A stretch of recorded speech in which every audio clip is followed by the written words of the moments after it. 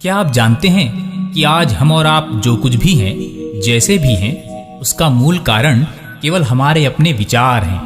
हम अमीर हैं या गरीब, स्वस्थ हैं या रोगी, सुख में हैं या दुख में, चाहे जो भी परिस्थितियां हमारे सामने आई हैं, वे सब के सब हमारे अपने विचारों के ही कारण पैदा हुई हैं। हो सकता है कि इन बातों पर अभी आपको कुछ शंका हो, पर इस पूरे वीडियो कार्यक्रम को देखने, सुनने और समझने के बाद निश्चित रूप से आपकी शंका दूर होगी और एक ऐसा शानदार सूत्र आपके हाथ लगेगा जिससे जीवन की प्रत्येक समस्या का समाधान होता चला जाएगा और आप एक खुशहाल जिंदगी के स्वामी बनेंगे। बंधुओं, संसार में ऐसी बहुत सारी शक्तियां हैं जिसे विज्ञान द्वारा समझा और नियंत्रित किया जा सकता है, जैसे विद्युत, प्रकाश, ऊष्मा, ध्वनि, चुंबकत्व, गुरुत्वाकर्षण और परमाणु शक्ति। विचार भी इन्हीं की तरह एक प्रबल शक्ति है जिसे उत्पन्न करने का यंत्र मानवीय मस्तिष्क है, जो कि हर समय कुछ न कुछ विचार पैदा करता ही रहता है। विचारों की शक्ति का पूर्णतः अनुमान लगाने में विज्ञान भी असमर्थ है। किसी वैज्ञानिक यंत्र द्वारा विचारों को सीधे तौर पर पकड़ा और प्रयोग में लाया नहीं जा सकता, क्योंकि इसका संबंध मानवीय चेतना से है, पदार्थ से नहीं। विचार एक प्रचंड शक्ति है और वो भी असीम, अमर्यादित अणुशक्ति से भी प्रबल। विचार जब घनीभूत होकर संकल्प का रूप धारण कर लेता है तो प्रकृति स्वयं अपने नियमों का व्यतिरेक करके भी उसको मार्ग दे देती है। इतना ही नहीं, उसके अनुकूल बन जाती है। मनुष्य के विचार शक्तिशाली चुंबक की तरह हैं, जो समान धर्मी विचारों को अपनी ओर आकर्षित करते हैं। स्थूल की अपेक्षा सूक्ष्म में अधिक शक्ति होती है, जैसे पानी की अपेक्षा भाप और भाप की अपेक्षा उससे बनने वाली विद्युत अधिक शक्तिशाली है। ऐसे ही दुनिया की अन्य शक्तियों की अपेक्षा विचारों की शक्ति बहुत ही सूक्ष्म और निराकार है। संसार की लगभग सारी शक्तियां जड़ होती हैं, विचार शक्ति चैतन्य शक्ति है। हमको अपने आसपास जो कुछ भी उन्नति, प्रगति, नए नए परिवर्तन दिखाई पड़ते हैं, वे सब विचारों के ही परिणाम हैं। जैसे बड़े बड़े महल, मंदिर, बंगला हो या रेल, मोटरकार, जहाज हो या फिर आधुनिकतम मोबाइल, कंप्यूटर और रॉकेट की बात हो, ये सभी अद्भुत आविष्कार उनको बनाने वालों के विचारों के ही परिणाम हैं। विचार सूक्ष्म होने के कारण संसार के अन्य किसी भी साधन से अधिक शक्तिशाली होते हैं। जैसे कई बार किसी ऋषि मुनि और महात्मा ने अपने शाप और वरदान द्वारा अनेक मनुष्यों का जीवन ही बदल दिया। विश्वामित्र जैसे ऋषियों ने तो अपनी विचार और संकल्प शक्ति से दूसरे संसार की रचना ही प्रारंभ कर दी थी। बंधुओं, मोहम्मद, ईसा मसीह, भगवान Buddha, Acharya Shankar, Chanakya, King Martin Luther और कार्ल मार्क्स आदि सभी ने जो क्रांतियां की हैं, वह सब उनके शक्तिशाली विचारों का ही परिणाम है। प्रत्येक विचार आत्मा और बुद्धि के संसर्ग से पैदा होती है। बुद्धि उसका आकार प्रकार निर्धारित करती है तो आत्मा उसमें चेतना फूंकती है।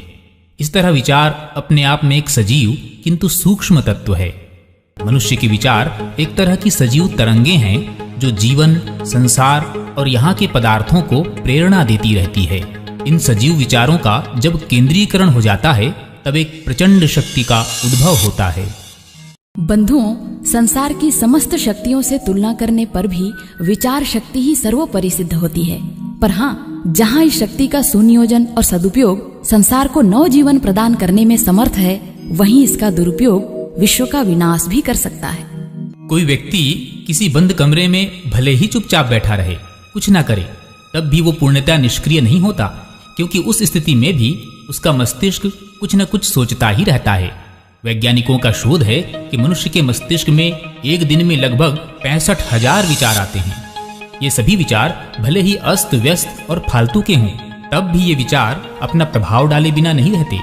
कम से कम विचार तंत्र पर एक अनावश्यक भार तो छोड़ ही जाते हैं। आपने भी यह अनुभव किया होगा कि जब आप बिना किसी काम के खाली बैठे या लेटे रहते हैं, तब भी 1 या 2 घंटे में थकान महसूस होने लगती है। इसका मतलब ये है कि आपका मस्तिष्क लगातार काम कर रहा था। मानवीय मस्तिष्क की संरचना ही ऐसी है कि हर घड़ी ढेरों विचार तरंगे पैदा होती रहती हैं। उसे किसी भी प्रकार रोका नहीं जा सकता। पर हाँ, अस्त व्यस्त ढंग से सोचने की बुरी आदत को ठीक करके क्रमबद्ध और सुसंस्कृत बनाया जा सकता है, जिससे जीवन में आश्चर्यजनक सत्परिणाम प्राप्त हो सके। मित्रों, इन विचारों का प्रभाव केवल दिल दिमाग पर ही नहीं, हमारे स्वास्थ्य, घर परिवार, पेड़ पौधे और यहाँ तक कि निर्जीव वस्तुओं पर भी पड़ता है। इसलिए क्या विचार किया जाए और कैसे विचार किया जाए, इस पर भी गहन विचार करने की आवश्यकता है।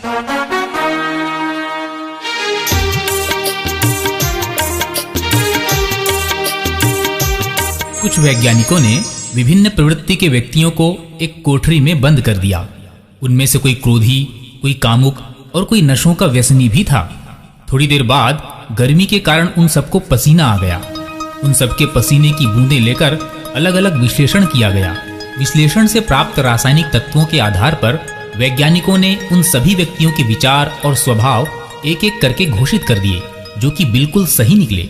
मतलब मनुष्य की विचारधारा का असर उसके पसीने तक में पहुंच जाता है। आइए एक दूसरा उदाहरण देखें। एक माता को एक दिन किसी बात पर बहुत क्रोध आ गया। 5 मिनट बाद उसने उसी आवेश की अवस्था में अपने बच्चे को स्तनपान कराया। 1 घंटे के भीतर ही बच्चे की हालत खराब हो गई और उसकी मृत्यु हो गई। पोस्टमार्टम के परिणाम से ये पता चला कि माता का दूध क्रोध के विचार के कारण जहरीला हो गया था, जिसे पी लेने से बच्चे की मृत्यु हो गई। बंधुओं, निश्चित रूप से हमारे विचारों और मान्यताओं का हमारे शरीर पर बहुत ही गहरा प्रभाव पड़ता है। वैज्ञानिकों का शोध है कि अधिकांश महत्वपूर्ण हार्मोन्स का स्राव विचारों के अनुरूप होता रहता है। जैसे कि कोई व्यक्ति निस्वार्थ सेवा के उच्च विचारों से युक्त होकर प्रसन्नता पूर्वक कोई कार्य करता है, तो उसके पीनियल और पिट्यूटरी ग्रंथि से कुछ ऐसे महत्वपूर्ण हार्मोन स्रावित होने लगते हैं जो कि स्वास्थ्य के लिए बहुत ही लाभप्रद है। वैसे ही यदि कोई व्यक्ति अपने प्रियजन की मृत्यु हो जाने से बहुत ही दुखी हो गया हो, जीवन के प्रति गहरी निराशा छा गई हो, तो उसके रक्त में वैज्ञानिकों ने कार्टिजोल नामक विषैले हार्मोन की अभिवृद्धि पाई है। ये हार्मोन शरीर के इम्यून सिस्टम अर्थात रोग प्रतिरोधक तंत्र को तहस नहस करके रख देता है। क्रोध के विचार से भी शरीर में कार्टिजोल नामक घातक हार्मोन का स्राव होता है, जिससे ब्लड शुगर का संतुलन बिगड़ने लगता है। सोचने की क्षमता दुष्प्रभावित होती है। ब्लड प्रेशर बढ़ जाता है, जो कि हार्ट अटैक और लकवे का कारण बन सकता है। शरीर रचना के संबंध में जांच करने वाले एक प्रसिद्ध वैज्ञानिक ने अपनी प्रयोगशाला में तरह तरह के परीक्षण करके ये निष्कर्ष निकाला है कि मनुष्य का पूरा शरीर अर्थात हड्डियां, मांसपेशी, स्नायु आदि विचार और मनोदशा के अनुसार कुछ ही वर्षों में बिल्कुल ही परिवर्तित हो जाते हैं और कोई कोई भाग तो 2 सप्ताह में ही बदल जाते हैं। है ना आश्चर्य की बात? मानव शरीर में एक जीवनी शक्ति होती है, जो कि आरोग्य का मूल आधार है। यह जीवनी शक्ति मनुष्य के विचारों और मनोदशाओं के अनुसार ही घटती और बढ़ती रहती है। यदि किसी रोगी के ज्ञान के स्तर को बढ़ाकर प्रसन्न और उल्लासित रहने का शिक्षण दिया जा सके, तो निश्चित रूप से उसके शरीर की जीवनी शक्ति बढ़ने लगेगी और बढ़ी हुई जीवनी शक्ति के प्रभाव से रोग के सभी लक्षण क्रमशः समाप्त होने लगेंगे। अमेरिका के 2 वैज्ञानिक डॉक्टर ग्रानिक और डॉक्टर बिरेन बहुत दिनों तक खोज करने के बाद इस निष्कर्ष पर पहुंचे कि दीर्घ जीवन का संबंध मनुष्य के मस्तिष्क और ज्ञान से है। उनका कहना है कि अनुसंधान के दौरान 92 वर्ष और इससे अधिक आयु के जितने भी लोग मिले, वे सब अधिकतर पढ़ने वाले थे, अध्ययनशील थे। आयु बढ़ने के साथ साथ जिनकी ज्ञान वृद्धि भी होती रहती है, वे दीर्घजीवी होते हैं। पर 50 वर्ष की आयु पार करने के बाद जो लोग पढ़ना बंद कर देते हैं, उनका ज्ञान नष्ट होने लगता है और उनकी शीघ्र ही मृत्यु हो जाती है। उन दोनों स्वास्थ्य विशेषज्ञों का मत है कि मस्तिष्क जितना पढ़ता है, उतना ही उसमें चिंतन करने की शक्ति आती है। व्यक्ति जितना सोचता विचारता है, उसके शरीर का नाड़ी मंडल भी उतना ही सक्रिय रहता है। और यह बात विशेष रूप से समझने योग्य है कि नाड़ी संस्थान की सक्रियता से ही शरीर के अन्य सभी अवयव क्रियाशील रहते हैं। अर्थात मस्तिष्क जितना क्रियाशील होगा, शरीर भी उतना ही क्रियाशील बना रहेगा। मस्तिष्क के मंद पड़ने का अर्थ है शरीर के अंग प्रत्यंगों की शिथिलता, और तब मनुष्य की आयु जल्द ही समाप्त हो जाएगी। अतः डॉक्टर ग्रानिक और डॉक्टर बीरेन के शोध का ये निष्कर्ष निकलता है कि यदि हमें लंबी जिंदगी जीनी हो तो हमें अध्ययनशील होना पड़ेगा, अपने ज्ञान के भंडार को बढ़ाते रहना होगा। भारत के इतिहास में नूमिस देखु हुआ नामक एक ऐसे व्यक्ति का वर्णन मिलता है जिसकी मृत्यु सन 1566 ईस्वी में 370 वर्ष की आयु में हुआ था। इस व्यक्ति के बारे में इतिहासकार पेंटर मार्फेस ने लिखा है कि वो प्रतिदिन न्यूनतम 6 घंटे पढ़ता था और मृत्यु के समय भी उसे अतीत की घटनाएं इतनी स्पष्ट याद थीं जैसे कि अभी वह कल की ही बातें हों। बंधुओं, भारतीय ऋषि मुनियों का दीर्घ जीवन भी इसी बात का प्रमाण है। सभी ऋषि दीर्घजीवी हुए हैं। उनके जीवन क्रम में ज्ञानार्जन ही सबसे बड़ी विशेषता रही है। वे निरंतर अध्ययन में लगे रहते थे, जिससे उनका नाड़ी संस्थान हमेशा सक्रिय रहता था और वे 200 से 400 वर्ष तक बड़ी आसानी से जीवित रहते थे।